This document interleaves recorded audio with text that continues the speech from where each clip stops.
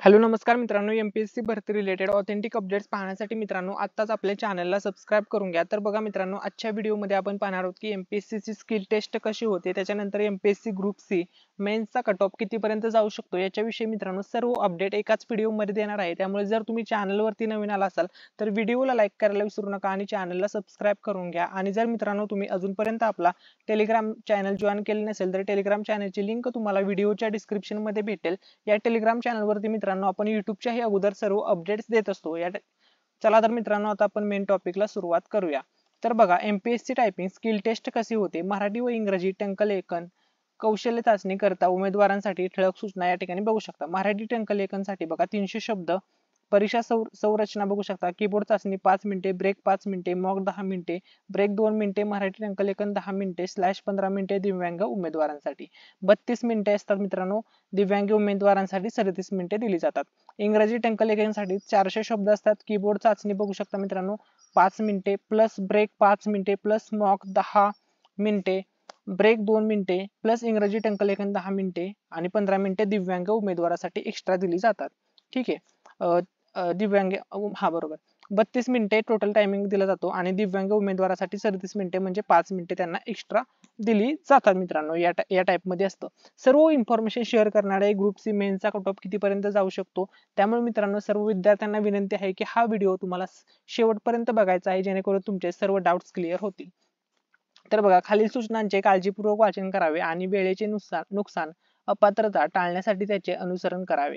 सूचना वाचल्यानंतर सहमती देऊन मी सुरू करण्यासाठी तयार आहे वर क्लिक करा।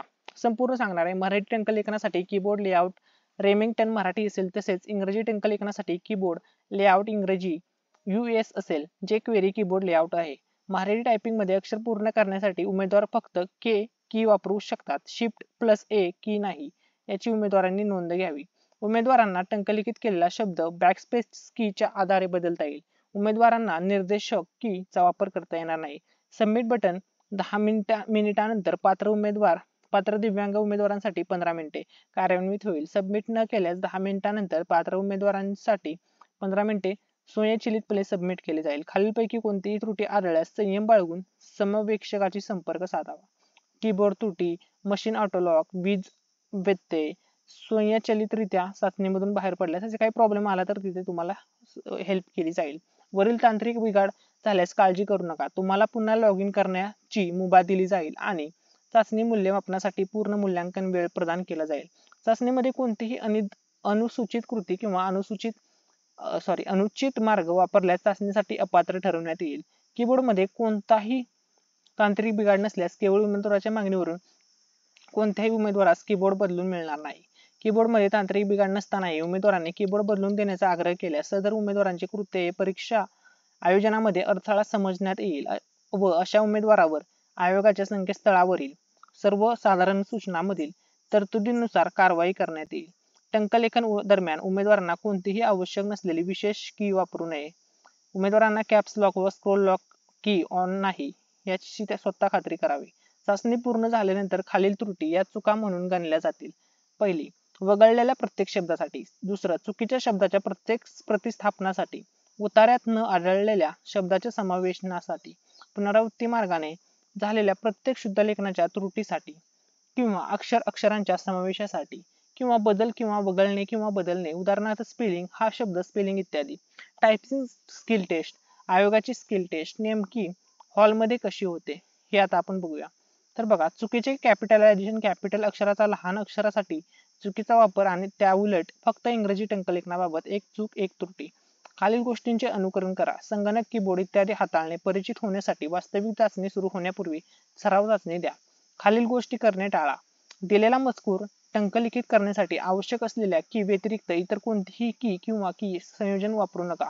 दिलेल्या मजकुरात नमूद केल्याखेरीज कोणतेही विशेष वर्ण चिन्ह प्रविष्ट करू नका, त्यामुळे टंकलिखित केलेला शब्द वगळू शकतो। टंकलेखन त्रुटी होऊ शकते। टंकलेखन चूक म्हणून मूल्यांकन केले जाऊ शकते।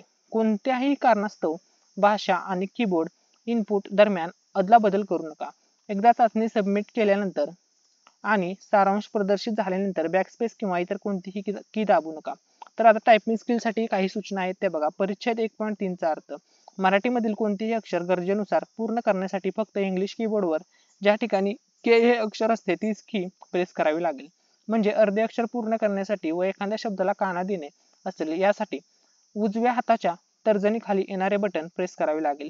GCC TBC अनुसार Shift+A या कीज दाबून अक्षर पूर्ण करता येणार नाही. इम्पॉर्टंट, यामुळेच गोंधळ उडाला होता. परिच्छेद 1.4 चा अर्थ बघा. बॅकस्पेस वापरून चुकीच्या नोंदी रद्द करता येतील, परंतु ॲरो कीज वापरता येणार नाहीत. उदाहरणार्थ, पहिला शब्द टाईप करताना चुकला तरीही तुम्ही पुढे 5 शब्द टाईप केले तर नंतर चूक लक्षात आली तर तुम्हाला ते 5 शब्द बॅकस्पेसने कट करावे लागतील.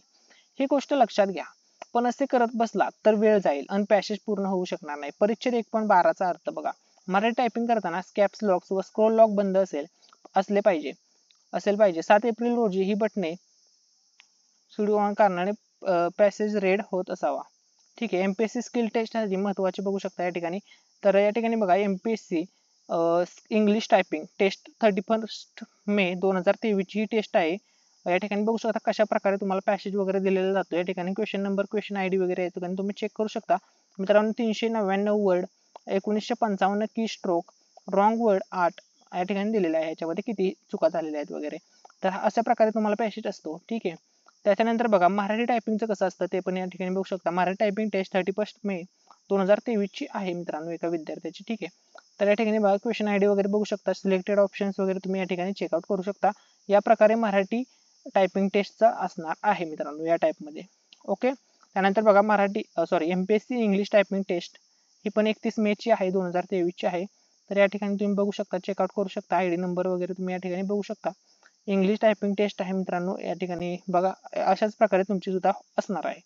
जर मित्रांनो आता तुम्हाला तुमचा डाऊट क्लिअर झाला असेल की एमपीएससी टायपिंगची स्किल टेस्ट कशी होते, आपण सर्व गोष्टी जवळपास क्लिअर केलेल्या आहेत. तरी पण कोणत्या विद्यार्थ्याला जर काही डाऊट असेल तर कमेंट सेक्शन मध्ये विचारू शकता.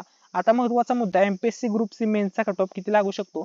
जर आपण क्लर्क टायपिस्ट पदाचा विचार केला तर मित्रांनो बघा, जर तुम्हाला 130 ते 140 गुण असतील तर तुम्ही कदाचित काटावरती असू शकता.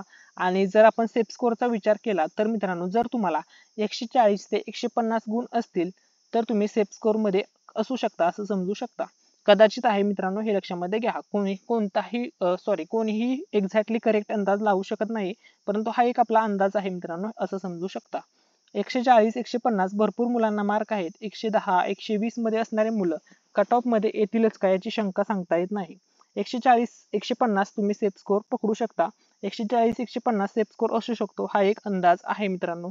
एमपीएससी आयोगाने दखल घेऊन ग्रुप सी मध्ये ज्या काही अडचणी आहेत त्या दूर करून त्यांचा निकाल लवकरात लवकर लावणे ही काळाची गरज आहे. कारण की विद्यार्थ्यांमध्ये निराशा वाढत जात आहे आणि जो काही कट ऑफ लागतो त्या कट ऑफ वर मुलांना कळतं की पुढच्या परीक्षेची तयारी कशी करायची आणि अभ्यास कसा करायचा. आता रिझल्ट संदर्भात बघा, जर मित्रांनो तुमचा रिझल्ट 30 एप्रिल पर्यंत तुमचा निकाल घोषित झाला तर स्किल टेस्ट जून महिन्यामध्ये होण्याची शक्यता आहे. जवळपास मित्रांनो तुम्हाला 1 महिन्यापेक्षा जास्त कालावधी सरावासाठी भेटू शकतो. Thank you so much. या व्हिडिओमध्ये जर काही डाऊट वाटला असेल तर कमेंटमध्ये विचारू शकता.